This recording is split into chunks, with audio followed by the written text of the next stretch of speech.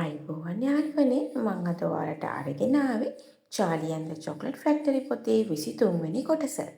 ඔයාලා මේ වීඩියෝ එකට කැමති නම් අනිවාර්යයෙන්ම ලයික් එකක් දාන්න, channel එක subscribe කරන්න අමතක කරන්නත් එපා. bell icon එක click කරොත් notification ගෙන්න ගන්නත් පුළුවන්. බැලුවාම රවුමටම පෙනෙන හතරැස් රස කැවිලි. හැමදෙනාම නැවතිලා දොර ළඟට එකතු වුණා. දොරේ උඩ කොටස හදලා තිබුණේ වීදුරු වලින්. චාලිට කාමරය ඇතුළත හොඳින් බලා ගන්න පුළුවන් වෙන විදියට ජෝසිය චාලිව උඩට ඉස්සුවා. කාමරයේ ඇතුළේ තිබුණ දිග මේසයක්. ඒකේ උඩ රස කැවිලි පේලි පේලි වලට අසුරා තිබුණා. ඒ හැම එකක්ම හරි හතරැස් හැඩයේ ඒවා. බැලු බැල්මට මේවා පෙනුනේ සමහර රටවල තේ බීමට කෝප්පයට දමා ගන්නා සීනි කුට්ටි වගේ. ඝනක හැඩයේ ඒවා. නමුත් මේවායේ එක මූණතක යමක් රෝස පාටෙන් පින්තාරු කර තිබුණා. ඒ ඇස් දෙකක් සහිත විකාර මුහුණක රූපයක්.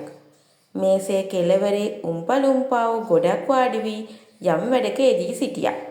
ඔවුන් කළ ඒ කටයුත්ත අලුත් රස කැවිලි කුට්ටිවල මුහුණු පින්තාරු කිරීම. අර බලන්න වොන්කා කිව්වා. බැලුවම රවුමටම පෙනෙන හතරැස් රස කැවිලි. ඒවල රවුම් පෙනුමක් මට නම් පෙනෙන්නේ නැහැ. මයික් ටීවී කිව්වා. මට නම් පෙනෙන්නේ ඒවා හරි හතරැස් වගේ. වෙරුකා සෝල්ට් කිව්වා. ඒවා හතරැස් තමයි වොන්කා කිව්වා. මං කිව්වේ නැහැනේ ඒවා හතරැස් නැහැ කියලා. ඒ වුණාට ඔබ කිව්වේ ඒවා රවුමට පේනවා කියලා. නමුත් එහෙම පෙනුමක් නැහැ. ඒවා හතරැස්. වෙරුකා සද්දෙට කෑ ගැහුවා. වෙරුකා දුවේ සෝල්ට් නෝනා කිව්වා. ඔය වොන්කා මහත්තයා කියන ඒවා ගණන් ගන්න එපා. එයා ඔයාට කියන්නේ බොරු. අනේ නාකි හාමිනේ වොන්කා කීවා. ගිහින් ඔයගේ ඔළුවට රස්නේ වතුර ටිකක් දාගන්න. ඔහොමද මිනිහෝ වැදගත් කෙනෙකුට කතා කරන්නේ? තමුසට ලැජ්ජ නැද්ද? සෝල්ට් නෝනා බැන වැදුනා. කට වහගන්න වොන්කා කීවා.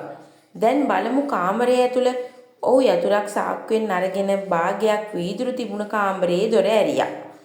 එකපාරටම දොර ඇරෙන සද්දෙට රස කැවිලි වල ඇඳලා තිබුණු මුහුණ දොර දෙපැත්තට යොමු වුණා. හරියට කාමරයට එන්නේ කවුද කියලා බලන්න වගේ. ඒ මුහුණ එන අය දිහා රවුමටම බැලුවා. අන්න දැක්කද? වොන්කා කෑ ගැහුවා. කාමරයේ ඇතුළට ආව අය කවුද කියලා රවුමටම බැලුවා. එහෙම රවුමටම බලද්දී ඒ රස කැවිලි වලට අපි හැමදෙනාම පෙනුණා. ඒකනේ මං කලින් කිව්වේ රවුමටම පෙනෙන හතරැස් රස කැවිලි කියලා. එයාගේ කතාව හරි තමයි ජෝසියා කිව්වා. යමු කොරිඩෝව දිගේ ඉදිරියටම යමු. බටර් ස්කොච් හා බටර් ජින් ඊළඟ දොරේ ලියා තිබුණා. ඒක නම් බොහොම සිත් ඇද ගන්නා නමක් වගේ. සෝල්ට් මහත්මයා කිව්වා. ඊටම විශේෂ ආහාරයක් වොන්කා කිව්වා. උම්පල හරි කැමතියි. ඒවා දකින්නකොටත් උන් නැට වෙනවා. හොඳට කන් දෙන්න. ඇහෙනව නේද? උන් හූ කියා hina වෙන හඬ, කෑ ගහන හඬ. වහලා තිබුණු දොර අතරින් ශබ්දයක් ඇහුණු බව ඇත්තයි. කවුදෝ මහ හඬින් hina වෙනවා. ඒ අතරේ හූ කියනවා, කෑ ගහනවා. හොඳටම බීලා වැඩි වෙලා වොන්කා කිව්වා. එයාලා බොන්නේ බටර් ස්කොච් සහ සෝඩා. ඒකට තමයි යාලා වැඩියම කැමති.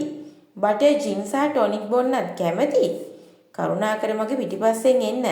අපි මෙහෙම නැවති යන්න හොඳ නෑ. එහෙම කිව්වහු නැවතිලා වමට හැරුණා. ඊළඟට ඔවුන් ආවේ දිගු තරප්පු පේලියක් ළඟට. තරප්පු පේලියේ අත්වලට හයි කර තිබුණු ලීය උඩ වාඩි වුණු වොන්කා ඒක දිගේ පහළට ලිස්සාගෙන ගියා. ළමයි තුන්දෙනාත් පහළට ගියේ ඒ විදිහට. මේ නඩේ ඉතුරු වෙලා ඉඳපු නෝනලා දෙන්න. සෝල්ට් නෝනා සහ ටීවී නෝනා දෙන්නටම හති. සෝල්ට් නෝනා කෙටි කකුල් තිබුණු තරබාරු කෙනෙක්. අය රයිනෝසිරස් එකෙක් පිඹිනවා වගේ පිඹින්නත් පටන් අරගෙන තිබුණා. මේ පැත්තට යමු. වොන්කා කීවේ තරප්පු පේලිය ඉවර වුණු තැනදී වමට හැරෙමි. ටිකක් හිමින් යමු. සෝල්ට් නෝනා කෑ ගැහුවා. එහෙම කරන්න බෑ. හෙමින් ගියොත් අපිට එතනට වෙලාවට යන්න බැරි වෙනවා. ඒ කොතැනටද? වෙරුකා සෝල්ට් ඇහුවා. කොතැනට වුණත් මොකද? ගිහින් බලමුකෝ වොන්කා කීවා. 24 කොටසින් හමු වෙනකන් ඔයාලට සුබ දවසක්.